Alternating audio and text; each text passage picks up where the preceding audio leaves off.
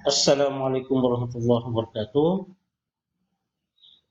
Apa kabar anak-anakku? Hari ini kita masuk dengan materi yang terakhir untuk bab 3, yaitu jaringan dan organ tumbuhan.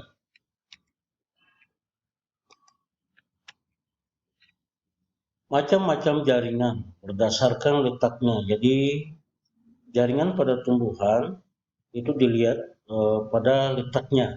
Ya. Yang pertama, jaringan meristem apikal. Jaringan meristem apikal ini terdapat pada pucuk batang dan ujung akar.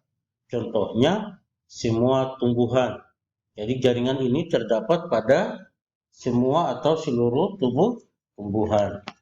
Ya.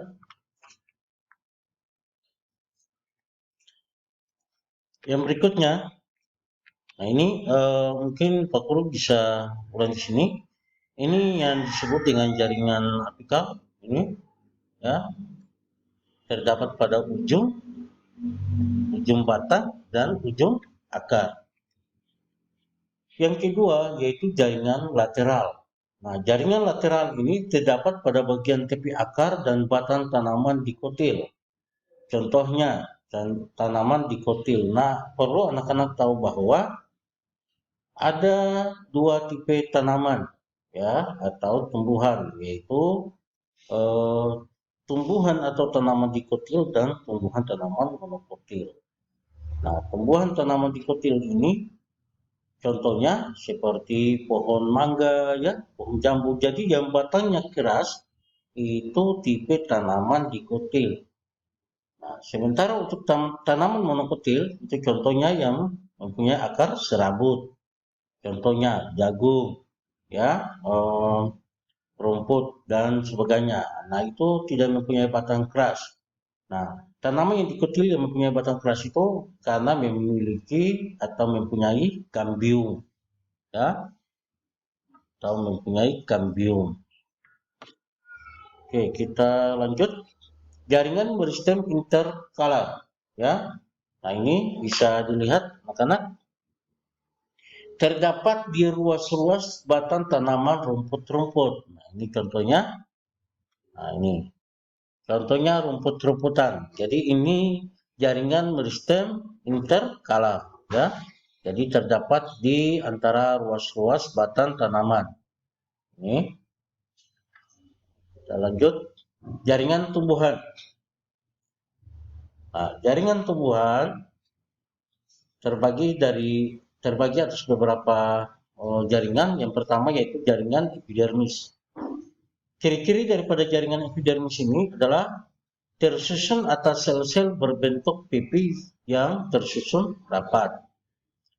Yang kedua, jaringan epidermis ini dapat mengalami modifikasi atau bisa dibentuk oleh uh, orang lain. Kita lanjut. Nah, fungsi daripada jaringan epidermis ini sebagai pelindung jaringan yang ada di bawahnya. Yang kedua, fungsi yang kedua adalah sebagai sarana untuk pertukaran gas, sekresi, absorpsi, dan transpirasi. Ya.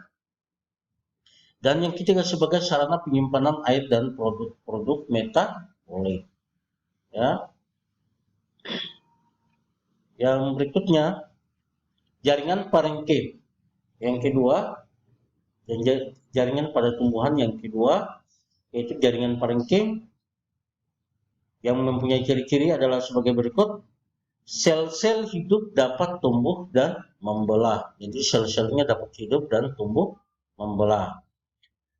Yang berikutnya terletak pada akar, batang, dan daun. Nah, ini terletak pada 3 organ yaitu akar, batang, dan daun.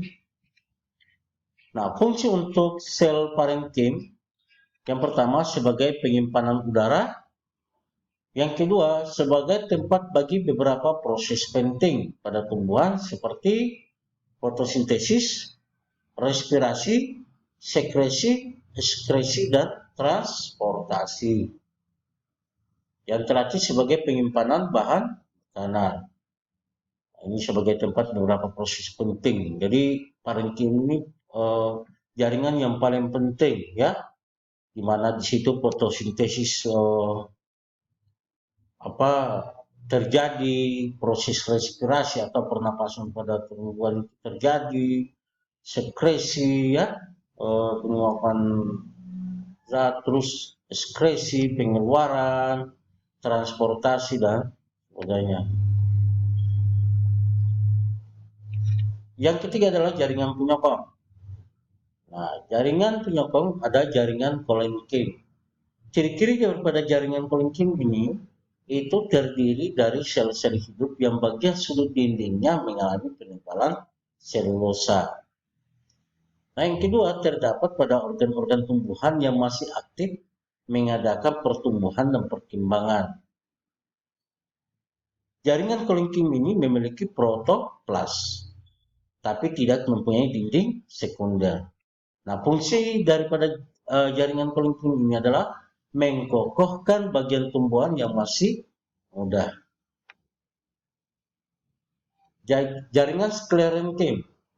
Ciri-ciri daripada jaringan sklerenkim ini adalah yang pertama, tersusun atas sel-sel mati yang seluruh bagian dindingnya mengalami penebalan sehingga memiliki sifat yang kuat. Yang kedua, hanya terdapat pada organ tumbuhan yang tidak lagi mengalami pertumbuhan dan perkembangan. Fungsi daripada jaringan sklerenkim ini adalah sebagai rangka bentuk penyokong tubuh tumbuhan. Ini berdirinya tumbuhan. Yang berikutnya adalah jaringan pengangkut. Nah, jaringan pengangkut ini ada dua. Ya, sebelumnya yang di minggu kemarin sudah pernah publikasi. Nah, jaringan silem. Jaringan silem ini mempunyai ciri-ciri yang pertama dindingnya tebal. Ya, pada batang monokotil letaknya berdampingan dengan floem.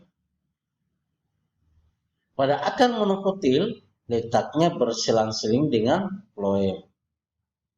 Pada batang dikotil letaknya sebelah dalam kambium. Berarti dia jaringan pengangkutnya sebelah dalam. Pada akar monokotil letaknya di tengah berbentuk menjaring dan dikelilingi floem.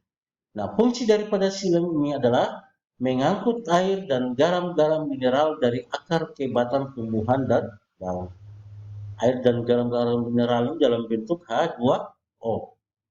Nah, memberi sokongan atau kekuatan mekanisme pada tumbuhan. Yang berikut adalah jaringan floem. Nah, ciri-ciri daripada jaringan floem ini adalah jumlah sel parenkinnya lebih banyak daripada sel pengirim. Di mana fungsinya adalah memindahkan gula hasil fotosintesis dari daun ke seluruh tubuh tumbuhan. Ya. Jadi floem fungsinya untuk apa? Menyerap hasil fotosintesis lalu memindahkannya ke seluruh daun dan ke seluruh tubuh tumbuhan. Yang fungsi yang kedua yaitu memberi sokongan kekuatan pada tumbuhan. Ya, karena tumbuhan kalau tidak mendapatkan cahaya maka tumbuhan tersebut akan layu dan daunnya akan berwarna pucat. Maka tidak ada kekuatan, ya. Organ tumbuhan. Nah, jaringan penyusun. Yang pertama akar, jaringan penyusunnya adalah yang terdiri dari satu epidermis, parenkim, endodermis, kayu, pembuluh. Jadi pembuluh sini ada dua, yaitu pembuluh kayu dan pembuluh tapis. Yang berikutnya terakhir adalah kambium pada tumbuhan dikotil. Jadi kambium tidak ada pada tumbuhan monokotil, tapi kambium ada pada tumbuhan dikotil. Ya, yang seperti tadi Pak Guru katakan bahwa sebutkan tadi tumbuhan dikotil itu yaitu mempunyai batang yang sangat keras. Ya. Fungsi daripada akar ini yaitu satu menyerap air dan zat-zat makanan, yang kedua memperkokoh berdirinya batang, yang ketiga menyimpan cadangan makanan, yang keempat adalah sebagai alat perkembangbiakan vegetatif. Nah, selanjutnya adalah batang. Jaringan penyusunnya adalah yang pertama epidermis, kedua parenkim, yang ketiga endodermis, yang keempat adalah kayu, jaringan pembuluh, dan yang terakhir adalah kambium pada tumbuhan kotil. Fungsi daripada batang adalah sebagai alat transportasi zat makanan dari akar ke daun dan hasil asimilasi dari daun ke seluruh bagian tumbuhan. Nah, alat perkembangbiakan vegetatif, ya, fungsinya sebagai alat perkembangbiakan vegetatif. Yang terakhir, fungsi batang adalah sebagai alat penyimpanan bahan makanan cadangan. Daun, fungsi daripada daun atau jaringan penyusun yang terdapat pada daun yaitu epidermis, jaringan tiang, jaringan pengakaran, dan jaringan pembuluh. Nah, fungsinya adalah sebagai fotosintesis. Yang kedua, tempat menyimpan bahan makanan. Yang ketiga, alat perkembangbiakan vegetatif. Yang keempat, sebagai alat evaporasi. Nah, selesai. Sampai di sini dulu pertemuan kita untuk bab 4 dan materi ini hari ini ya akan selesai. Insya Allah di pertemuan berikutnya kita akan masuk dengan bab yang baru. Demikian dari Pak Guru, semoga bermanfaat. Billahi bisabil haq wa sabil khairat. Assalamualaikum warahmatullahi wabarakatuh.